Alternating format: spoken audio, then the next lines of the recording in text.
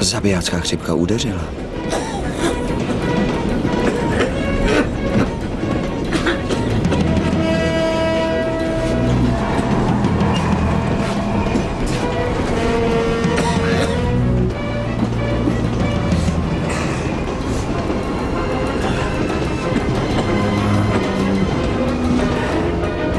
Zdravím.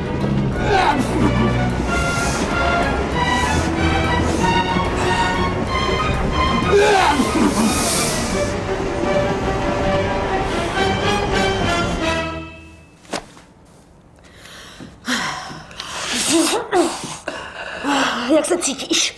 Jako když klepu na nebeskou bránu.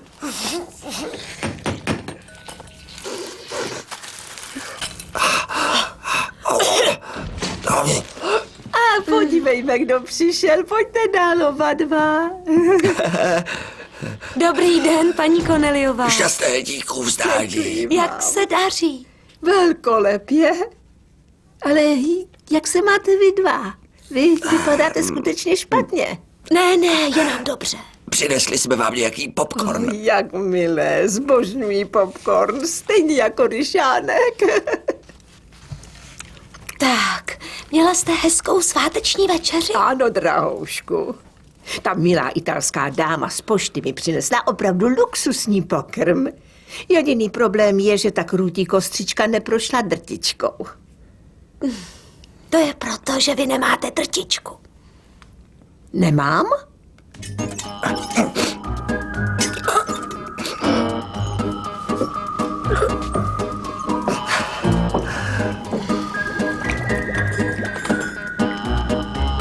Je to fakt ucpaný.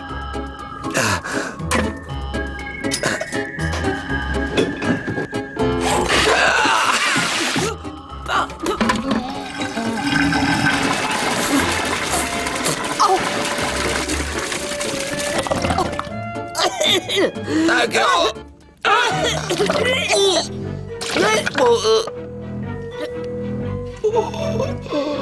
Dejte na mě, vy dva máte velké potíže.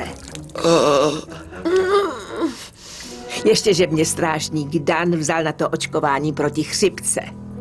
Zvratky jsou pro Ryšánka delikatesou. Úplně slinta.